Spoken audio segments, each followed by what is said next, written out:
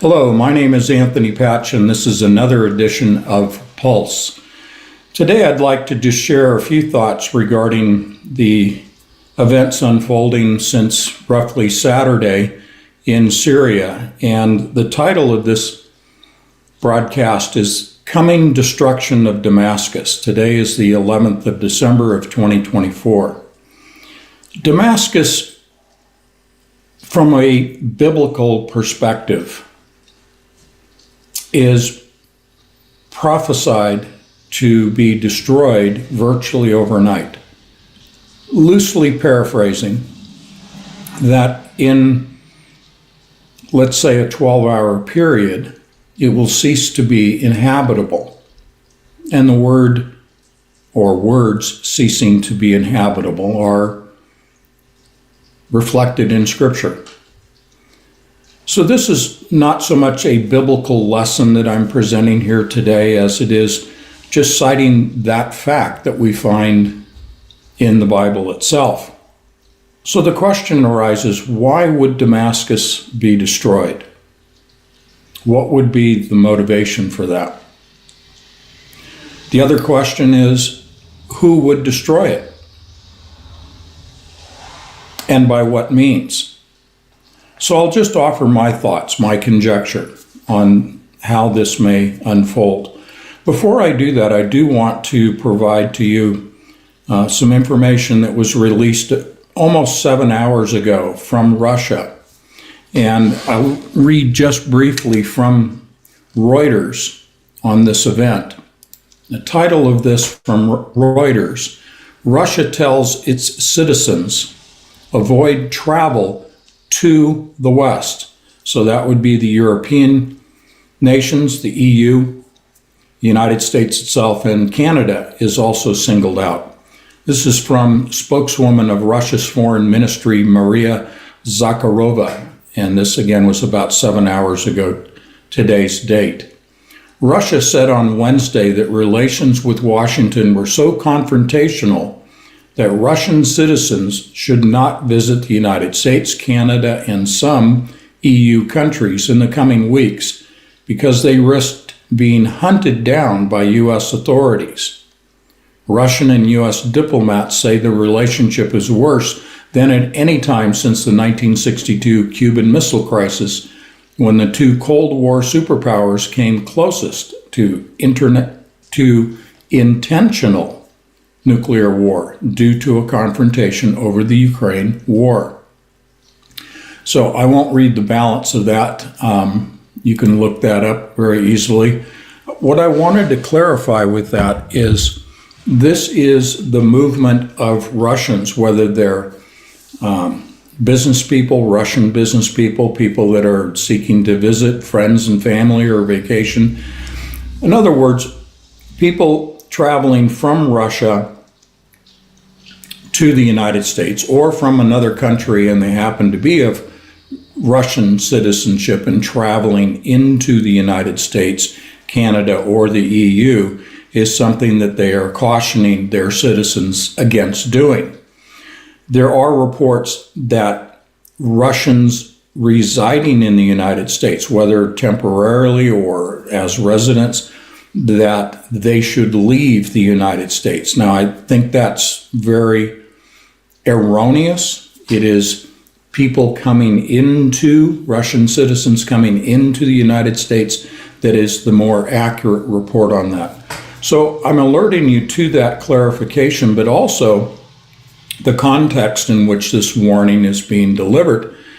The claim by the Russian Foreign Ministry is that local law enforcement and intelligence agencies and FBI and so forth and so on apparently have been and are ramping up their activities insofar as taking Russian citizens into custody, especially here in the United States, because of the hostilities between the United States and Russia over the Ukraine.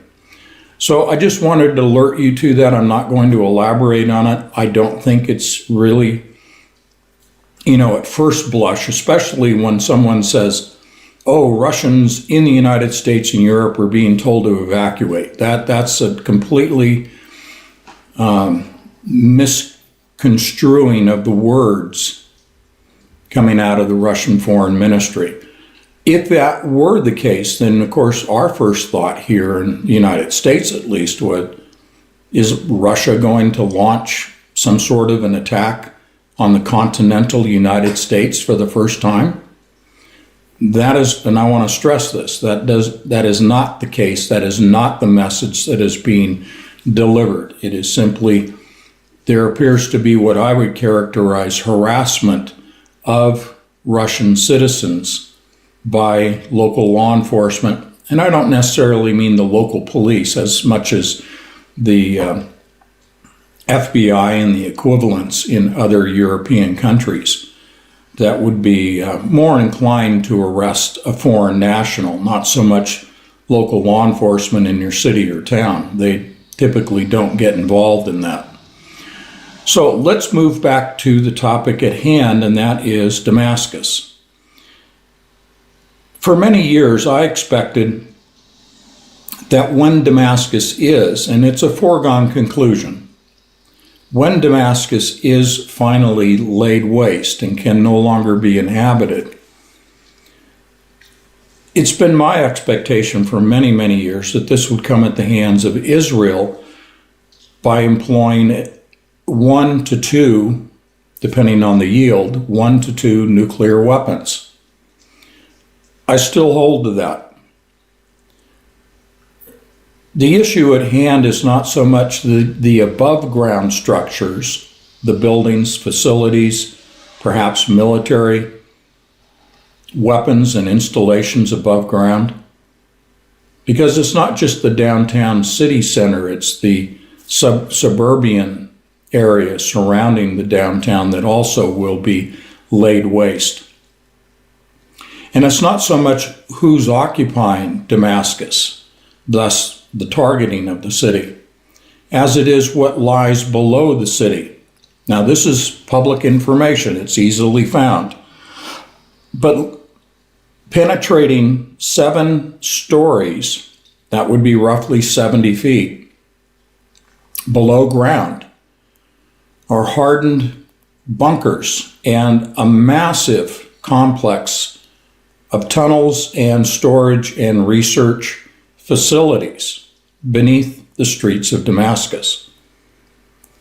These are command and control centers for military. The Syrian military is completely disbanded, but it is also utilized by military leaders of Hezbollah, who has effectively been cut off from resupply by Iran due to this, what I've characterized back on Saturday night, as a flanking maneuver to the right flank of Hezbollah with the advent of a loose ceasefire in southern Lebanon. Israel, the IDF, chose to make a right flanking maneuver into the Golan, and then as of today, they have already traveled some 15 to 20 kilometers from the Golan Heights that Israel has now declared as Israeli territory. Israel has annexed all of the Golan, and they are moving quickly, with really no resistance, moving quickly to Damascus itself. The issue at hand is this: 70 feet below ground are research and development facilities for chemical and biological weapons. Now, there had been reports and claims a few years back that Assad, who is now the deposed leader of Syria, who has traveled to and been granted political asylum, he and his family, in Moscow. But at the time, there were claims that Assad had used chemical weapons against his own citizens. Now, I don't take sides on this. I don't know whether that's a valid claim that this actually occurred, but it has been definitively demonstrated that there are chemical and biological research and development and manufacturing facilities under the streets of Damascus, and then a series of tunnels that are primarily have been used for the purposes of smuggling in the black market. But those are transportation corridors that are large enough to drive a large tractor-trailer rig down one side of the tunnel and another vehicle coming the opposite direction. It's a two-lane tunnel with each of the individual tunnels, the larger ones. So this is a massive complex. And this is the target that I believe will be the targeting by way of the IDF and the United States that results in the destruction of these facilities, chemical and biological facilities, to deny the rebels, the terrorists, the warring factions, HTS, the Black Flag, take your pick, but to deny those who have overthrown the Assad regime access to these weapons. Now, Israel borders with the southern border of Syria. These weapons present a clear and present danger, an existential threat to the security of the residents, the citizens of Israel. Therefore, I think of all the possible players that could come against Damascus, Russia, Iran,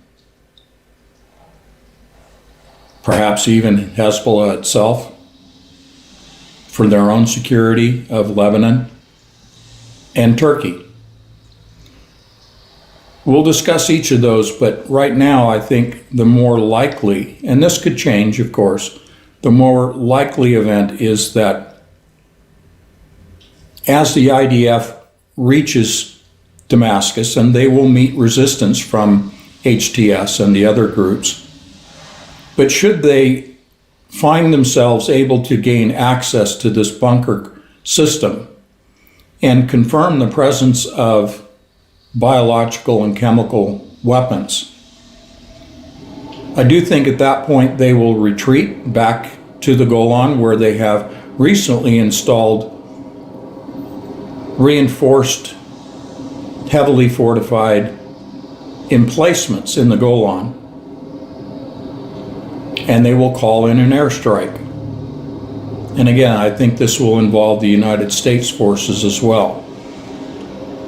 I don't think this will be fighter bomber aircraft, F-16s, F-35s. I think this will simply be an air campaign of missiles delivering at least 2 tactical nukes into Damascus. It would require that type of weapon system because conventional weapons on the part of the US and Israel are not sufficient that they would be able to overnight render Damascus as uninhabitable. I think it will necessarily be tactical nukes because of the weakened capabilities of the IDF with all of the events that are going on, that they really would not be able to gain control of these bunkers over HTS and the other warring factions. It's a state of chaos right now throughout Syria. So that, to me, is the more likely scenario, as opposed to perhaps Russia or Iran or Lebanon or Turkey coming into Damascus. Again, because HTS is not going to allow this type of invasion by other countries. Not that they're a heavily fortified and well-organized military in their own right, but simply because they have enough on their plate already. And I think that the IDF is going to be sufficient in their abilities, especially with Mossad, to infiltrate the bunkers, get their confirmation, retreat, and then call in this missile strike. I think that will happen in a matter of days. Again, because this is denying access and demand and denying an opportunity for anyone to utilize these weapons against Israel. The question might arise, why would Israel not keep those weapons intact and simply control them? Well, again, they have a lot on their plate, don't necessarily have the ability to secure those weapons and maintain control over them. Now, Russia has, in Tartus, have a naval base there under agreement with the former Assad regime. They may or may not continue to remain in that naval port. They also, to the north, on the Mediterranean coast, they have an air base, and they may or may not choose to remain there. What Russia does not want to do is find itself distracted by the events in Syria, such that it would detract from their ongoing efforts in Ukraine. So they may just find themselves not so much retreating, but just not engaging with any of the groups in Syria, just maintaining a perimeter around the naval base and around their air base and secure it and leave it at that. Turkey, for its part, they have been engaging, and have been before the fall of Assad, engaging with the Kurds to the north, and it is the appearance of the intention of the Turks, Erdogan, to occupy the northern border of Syria and Turkey, to make some inroads into Syria to establish what he's called a buffer zone. Making deep penetration into Syria by the Turks, I don't think is in the near future, nor by Iran or even the United States. The United States have about 1,000 Special Forces troops to the north in the Kurdish region, the northeastern portion of Syria, and they have been there for at least 2 years guarding oil and natural gas facilities there, much of which is being sent to Israel. They need to maintain their perimeter, their security.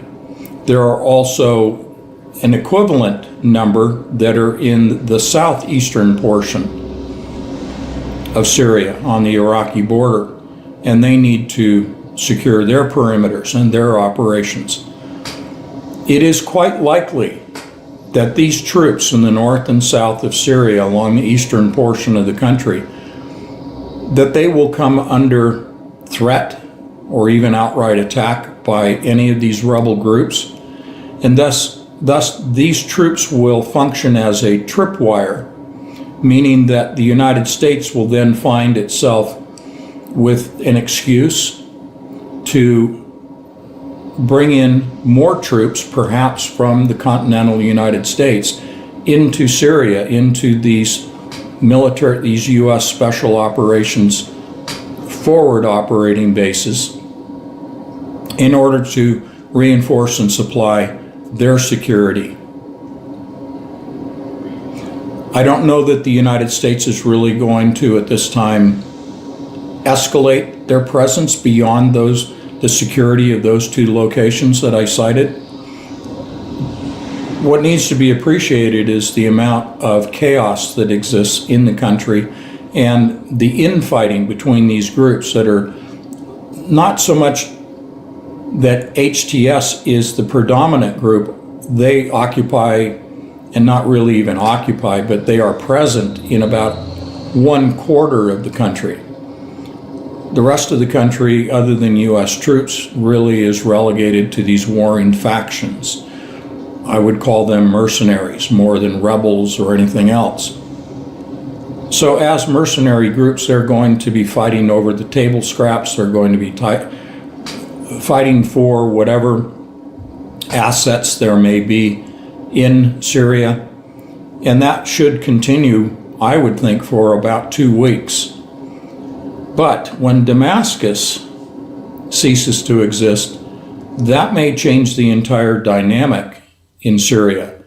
Many of these mercenary groups may flee Syria, especially if tactical nukes are employed. It's not going to be an area where they're going to want to remain. So this opens up some of the early reports that perhaps HTS, for its part, has its eyes on Baghdad. And therefore, that would be the more likely direction into Iraq as opposed to Israel. I don't think Israel is really going to be attacked by HTS, because the background to HTS is this. It is a construct of Mossad, MI6, and the CIA. So Israel is not finding itself threatened by what's going on by HTS in Syria, so much as it is simply just concerned with what I've already outlined, and that would be the chemical and biological weapons in the bunkers under Damascus. Now, Iran wants to secure the borders with Syria. They announced on Sunday that it would take them about 2 weeks to put together two brigades, at least, of troops from Iran to enter into Syria. I don't think that's really going to amount to anything. I do not think that Iran is going to leave its borders. I think they're more concerned about what Israel is going to do than they are HTS. But Iraq has made their territory somewhat open. The borders are very fluid, somewhat available to HTS. I think when Damascus is destroyed, HTS and others will flee Damascus into Iraq itself. Unfortunately, HTS wants to occupy Baghdad.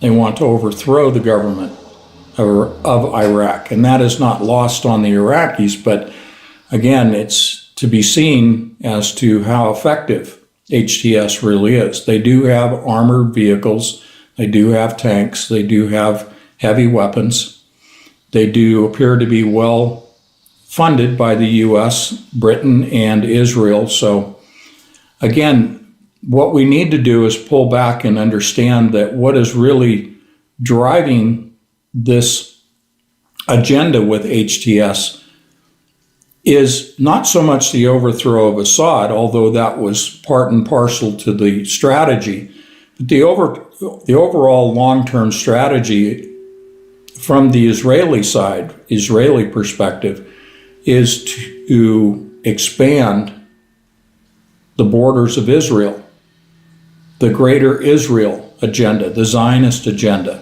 the Levant, the Promised Land.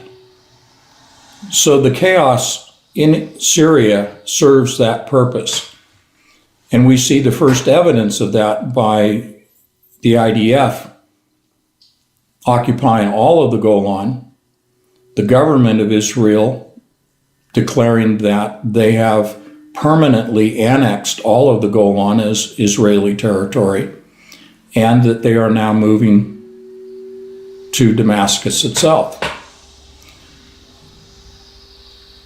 Now, these are all plans, but it does not necessarily mean that because this is what they're planning, that it's going to work out that way. Again, the IDF has been stretched very thin. We are seeing the rumblings in the West Bank of full-scale military conflict taking place in the West Bank, and also possibly that this would extend by way of HTS into Jordan and the overthrow of the king of Jordan. So there's a lot of moving pieces. The bottom line is there's really tremendous chaos in Syria. I'm sure all of you have been following all of the other reports. I wanted to share with you information that perhaps you've not heard to date as to what is going on, but also what the goals and objectives are of the West, in particular Israel and the United States, and that is Damascus and gaining control and thus destroying chemical and biological weapons that are 7 stories beneath Damascus. I would just recommend paying attention to Damascus, because that really is the crux of the matter, as I see it at least, with what is transpiring in Syria. The rest of it is infighting and squabbling over scraps. That's about it for today. As things unfold, I will do the best I can to try to keep you updated. Again, I try very hard to focus on information that is not being presented, even in the alternative media, that I would urge you to be aware of and pay attention to. So, thank you for your time and attention.